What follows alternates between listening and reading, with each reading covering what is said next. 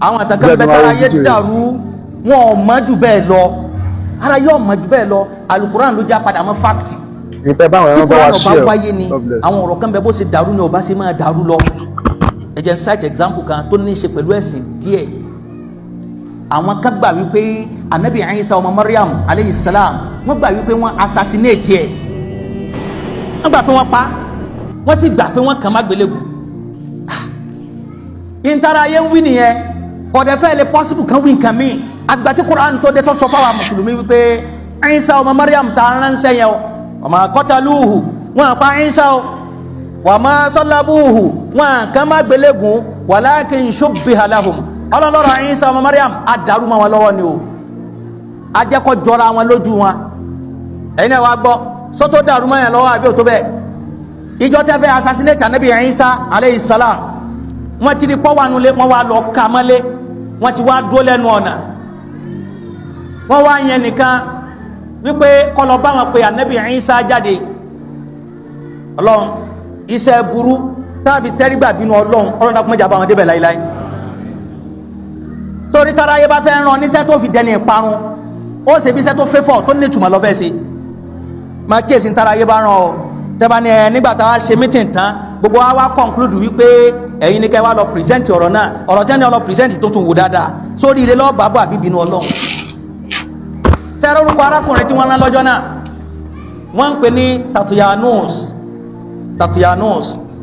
gbogbo ẹ̀yin tẹ́ máa wọ́pọ̀ tó fáìn kiri má sọ̀rọ̀ yẹn lọ má sọ ọmọ rẹ ní Tatuyanus o ọmọ ni ìmáàmù dárúkọ kọ̀ọ̀kan lónìí kọ̀gbọ́ tàtà sọ débẹ̀ wọn ni ó kọ̀ yẹn dẹ̀ fáìn gan Tatuyanus ọlọ́sọ wa mẹ́ arákùnrin Tatuyanus yẹn òun dúró wípé ẹjọ́ wọn lọ pé wá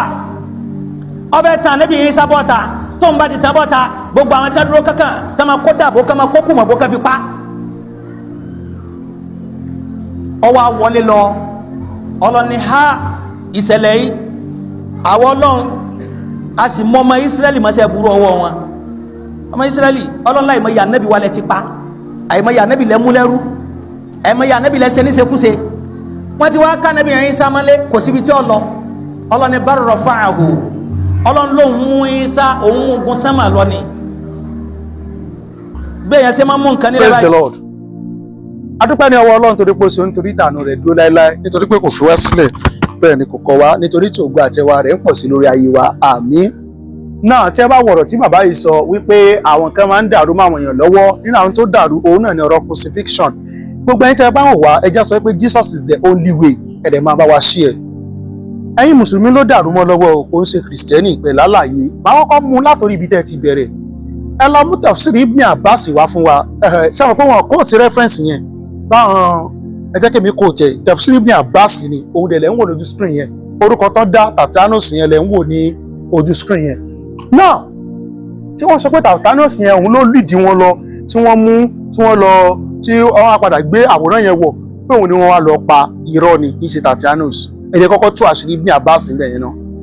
Now tí orúkọ tí Ibn Abbas dá yìí ẹ jẹ́ ká lọ ṣàṣẹ pé ǹjẹ́ nìkan wà is there anyone called Tatanos during the time of Jesus in tó máa gbọ́ ni pé no historical or biblical record tó sọ pé irú ẹni bẹ́ẹ̀ exist in time of Jesu. tẹ́tí bá sọ pé is Tatanos a Jewish name á jẹ́ kẹ́ mọ̀ pé no kò ń ṣe Jewish name ó lè gbé wá pé Latin ni òun mò ń gbé jáde yẹn àjọ ń wò sẹ́rí pé orúkọ yẹn error ti wà ń bẹ̀ from the beginning. Now àwọn tafsiri tó wá sí àlàyé tí mo ṣe lẹ́yìn gẹ́gẹ́ ló dàrú mọ́ lọ́wọ́ tẹ́ ẹ mọ̀ Ibn Kathir ṣàlàyé Ibn Kathir volume 3 òun ṣe àlàyé tiẹ̀ àlàyé wo ni Ibn Kathir gbé wá òun ni mò ń gbé jáde lójú screen yẹn ó ní wípé nígbà tí wọ́n fẹ́ pa ànábì Ìsá yẹn wọ́n ló wọlé lọ ó làágùn gidi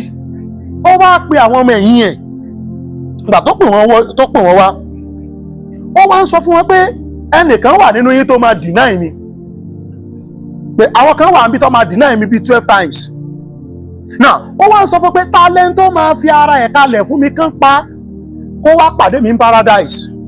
Ọ̀dọ́mọkùnrin kan bá dìde ó lóun rẹ́dì wọ́n ní kó jókòó ìntẹ́ ìfẹ́ sọ àbáyé sọ ẹ máa bá wa ṣe fídíò yìí gbogbo àlàyé kíní tí mo sọ ó wà nínú ìwé tí mo fẹ́ publish ọ̀fẹ́ ni àtàfẹ́ anybody tá a bá rí Christianity support láti publish ìwé á pín káàkiri gbogbo ìjọ the crucifixion and the birth of Jesus according to the Quran and the Bible ni mo pe topic ẹ̀ Ọlọ́run á dẹ̀ ràn wá lọ́wọ́. Now wọ́n nígbà tí ọmọkùnrin yìí tó sọ bẹ́ẹ̀ Isa ní kó jókòó Isa tún bèèrè lẹ́ẹ̀kejì pé ta lẹni tó máa kú fún mi kó wá lè pàdé mi paradise ọlọ́mọkùnrin yìí tún dìde Isa ní kó jókòó. Ìgbà tó dé lẹ́ẹ̀kẹta tí Isa wá sọ̀rọ̀ yẹn ìyẹn by Islamic Jesus o wọ́n wá ní Isa wá ní òkè pé ìwọ ló máa jẹ́ Isa wá ní kó máa bọ̀ Isa wá gbé àwòrán ẹ̀ wọ ọmọkùnrin yẹn Isa wá gba inú roof ó lọ sókè. Ìgbà táwọn èèyàn máa wọlé ọmọ ẹ̀yìn Isa yẹn tó gbé àwòrán ẹ̀wọ̀ yẹn ni wọ́n wá mú tí wọ́n lọ pa wọn ò sọ pé ẹni táwọn Júù rán pé kó wọlé ni wọ́n pa o. Ibn Kathir bó ṣe gbé wá nìyẹn màá tún fún yín lèmi nínú tafsir Al-Qurtubi volume 3 ní sura 3 verse 55 nígbà tí Al-Qurtubi ṣàlàyé tiẹ̀ àti pé 241 to 242 tóun ṣàlàyé tiẹ̀ ẹ lè mú láti 240 gan to 242 nígbà tóun ṣe àlàyé tiẹ̀ expansion tó gbé wá ni pé ìgbà tí Isa wọlé tó sọ bẹ́ẹ̀ fáwọn ọmọ ẹ̀yìn ẹ̀ tán tí ìkẹ́ release ara ẹ̀ pọ́ùn lòún máa ṣe wọ́n wá gbé tọ̀bá ó wá mú tọ̀bá rẹ̀ fún ó fún lọ́pàá ẹ̀ ó wá jọ Isa ìgbà tán wọlé òun ni wọ́n mú tí wọ́n lọ pa wọn ò sọ pé ẹni tó lìdí wọn wá ni wọ́n pa wọn ò dé ní tàtàlósì ni wọ́n pa ó di tafsiri méjì tí mò ń kóòtì fún yín Al-Qurtubi Al-Tabari volume 4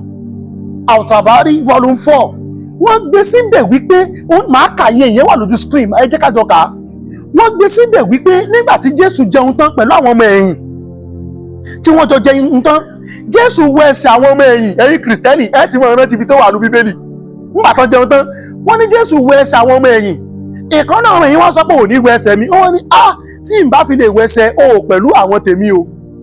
iná tàbálí ló wà volume 4 òun látọ̀ ń kà yìí ó ní o pẹ̀lú àwọn ọmọ ẹ̀yìn tèmi ó wá ní kúkú wẹ̀ mí Jésù wá sọ fún wa pé ẹ̀yin ẹ wò bí mo ṣe yìí o mo ṣe sacrifice ara mi fún yín ẹ̀yin náà mo sacrifice ara yín lẹ́yìn tó ṣe lè ó wá ní ẹnìkan